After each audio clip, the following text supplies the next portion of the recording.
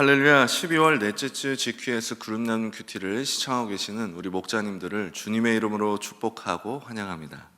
오늘은 빌립보서 1장 1절에서 11절까지의 말씀으로 은혜를 나누고자 합니다. 희노애락이라는 사자성어가 있는데요, 모든 인생사에는 기쁨과 노여움 그리고 슬픔과 즐거움이 있다는 것이죠. 우리의 삶 속엔 날마다 기쁨과 즐거움만 있다면 얼마나 좋을까요? 우리의 삶이 이렇게 기쁨과 즐거움만 넘쳐난다면 행복할 것 같지만, 실제로 우리의 삶에는 행복과 즐거움만 있는 것이 아니라 아픔과 슬픔도 꽤 많이 찾아온다는 것을 우리는 알 수 있습니다. 그래서 언젠가 한 배우는 이런 말을 했습니다. 행복하지 않으면 그건 나의 인생이 아닌가요? 또 불행이 찾아와도 그 역시 나의 인생입니다. 내 인생을 많이 사랑해 주세요. 이렇게 얘기를 하더라고요. 참 공감이 되는 말이었습니다. 행복하든 불행하든 여전히 나의 인생입니다. 자, 그런데 억지로 행복하려 하지 않아도요, 기쁠 수 있고 감사할 수 있는 비결과 그 방법이 있다면 어떨까요? 오늘 우리는 빌립보서를 통해서 바울이 품었던 그 감사와 기쁨의 마음, 또 불행한 상황 속에서도 감사할 수 있고 기뻐할 수 있는 그 비결이 어디서부터 비롯되는 것인지 오늘 이 말씀을 통해서 우리가 알아보기를 소망합니다. 빌립보서는 기쁨의 서신이라는 별명이 있는데요, 그렇다면 바울이 이 빌립보서라는 서신서를 작성할 때 바울이 그 어느 때보다도 기쁘고 행복한 그런 상태에서 편지를 작성하지 않았을까, 그런 추측이 가능하죠. 자, 그런데 이 빌립보서는 바울이 기쁘고 행복한 순간에 작성한 것이 결코 아니었습니다. 왜냐하면 이 편지를 작성할 그 당시에는 감옥에 투옥되어 있는 상태였습니다. 그래서 성경을 구분할 때 빌립보서는 바울의 옥중 서신이라고 말하기도 합니다. 당시 감옥의 상태는 어땠을까요? 요즘같이 인권 문제 때문에 감옥을 좋게 만들어주는 그런 시대가 아니었잖아요. 완전히 세상과 단절하고 세상과 격리시켜서 범죄자를 수용하는 곳이 감옥이기 때문에 바울이 있었던 당시의 감옥은요, 빛도 들어오지 않고 비인간적이고 또 그런 어떤 대우를 기대할 수 없는 상황이었습니다.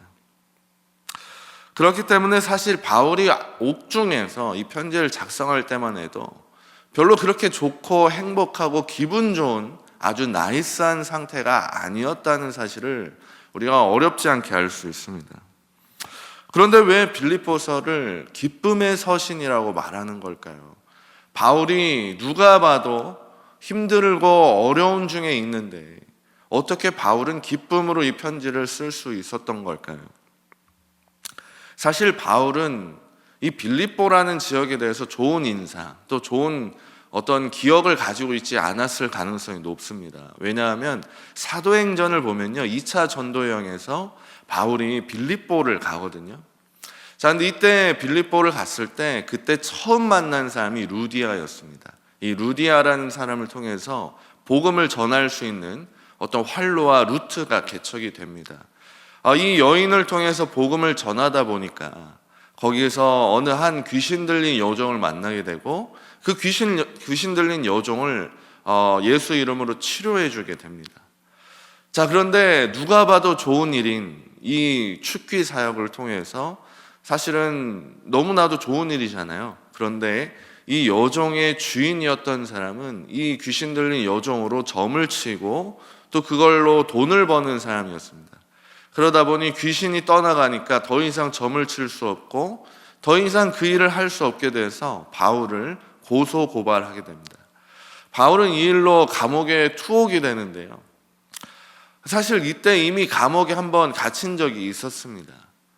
그리고 그 감옥에 갇혀 있는 동안에 어떻게 방법이 없는 그 상황에 하나님께서는 지진이 나게 하시고 감옥 문이 열리게 하시죠. 자, 그래서 바울이 그곳에서 나올 수 있게 되었지만 그곳에 있는 어떤 간수장이 또 하나님께 회개하고 예수님 영접하고 주님께 돌아오게 되는 사건도 있었습니다. 자, 그런데 여러 가지 사건들을 봤을 때 이 빌립보에는 유럽 최초의 교회가 세워지는 그 놀라운 열매가 있었음에도 불구하고 이곳에서 상당히 많은 어려움을 겪었습니다. 감옥에 갇히기 전에 매를 맞았고, 또 감옥에 갇혀 있었고, 또 사람들의 고소고발을 당했고, 여러 가지 어려움을 겪었던 상황들이 분명히 있습니다.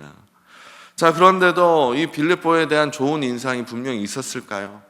네, 분명히 열매가 있음에 기쁨도 있었겠지만 어려움과 좋지 않은 기억들도 분명히 있었을 것입니다. 그리고 또한 이 빌립보 교회에도 여러 안팎으로 문제가 있었습니다. 안쪽으로는 교회 안에 여러 가지 분쟁이 있었고요. 교회 바깥에는 그리스도인들을 향한 박해가 여러 가지 있었습니다. 자, 이런 상황들을 미루어 봤을 때 바울이 빌립보라는 지역에 대한 여러 가지 감정들이 어땠을까요? 기뻐할 수 있는 요소들이 많이 있었을까요? 결코 기뻐할 수 있는 요소들이 적었을 것입니다. 자, 그런데 이 빌립보서라는 서신을 처음부터 끝까지 읽어보면요, 바울의 감정이 굉장히 기쁘고 성령으로 충만한 상태라는 걸 볼 수 있습니다. 바울이 이렇게 기쁨의 감정을 느낄 수 있었던 건 무엇 때문일까요? 그것은 단순히 빌립보 교인들이 바울을 도와주었기 때문에 기분이 좋았던 걸까요? 우리 함께 4절에서 5절을 한번 읽어보도록 하겠습니다. 간구할 때마다 너희 무리를 위하여 기쁨으로 항상 간구함은 너희가 첫날부터 이제까지 복음을 위한 일에 참여하고 있기 때문이라. 아멘. 바울은 빌립보 교인들이요, 바울과 처음 만났던 그때부터 또 바울이 감옥에 갇힌 지금 이 순간까지도 복음을 전한 일에 최선을 다하고 있다는 사실에 마음이 기쁘고 감사하다고 얘기하고 있습니다. 자, 그러니까 바울이 느끼고 있는 기쁨은 뭘까요? 지금 내 상황이 물질적으로 풍족해서 기쁘고 감사한 것이 아니고, 또 내 상황이 너무나도 잘 되어서 내가 생각한 계획대로 잘 되어서 기쁘고 충만한 것이 아니라 이 공동체가 복음으로 인하여서 충만한 것에 감사하고, 또 이 공동체의 많은 지체들이 복음을 위하여 헌신하고 있는 사실에 기쁨으로 동참하고 있다는 사실입니다. 바울이 기뻐하고 있었던 요인은 바로 이것입니다. 나의 기쁨이 아니라 공동체의 기쁨, 우리 모두의 유익, 우리 모두가 복음과 함께 가고 있는 그 사실에 기뻐하고 있었던 것입니다. 우리 사랑하는 목자님과 목원님들은 무엇 때문에 기뻐하시고 또 무엇 때문에 감사하고 계시나요? 자, 그런데 제가 여기서 한 가지 의문이 든 것은 있습니다. 아무리 바울이라고 해도 사도라고는 하지만 사람이잖아요. 바울도 분명히 한 사람에 불과한 사람인데, 이 사람이 자신의 생활, 자신의 삶의 풍족함이나 물질적인 부분들 다 젖혀놓고 공동체의 유익만으로 기뻐할 수 있는 그런 마음이 과연 어디서 나온 것일까요? 저는 이 부분이 참 의아하기도 하고 신기하더라고요. 조금은 납득이 되지 않는 부분입니다. 왜냐하면요, 예를 들어 이런 상황과 같거든요. 나의 상황은 너무나도 어려운데 우리 교회에 있는 어느 한 성도님의 가정이 잘 되고 있다는 소식을 들었을 때 내 마음이 그냥 기쁘고 전혀 질투함 없이 기쁘고 감사한 마음이 든다. 내 자녀는 지금 너무나도 질병 속에 고통받고 있는데 우리 공동체가 복음으로 든든히 서가고 있다. 그 사실만으로도 난 기쁘고 감사하다라고 얘기할 수 있는 사람이 얼마나 있을까요? 이건 너무나도 현실적인 부분이고 상식적인 부분이라서 쉽지 않은 영역입니다. 그런데 바울이 지금 그런 영역 중에서도 기쁘고 감사하다는 겁니다. 지금 나는 감옥에 갇혀 있고 발이 묶여 있고 아무것도 할 수 없는 상황이지만 빌립보 교회에 있는 성도들이 복음 전하고 있다는 그 사실 때문에 기쁘고 감사하고 더할 나위 없이 감사하다라고 얘기하고 있는 것입니다. 자, 그런데 이 바울의 기쁨과 감사가 과연 어디서부터 비롯된 것인가 봤더니요, 8절에 힌트가 나와 있더라고요.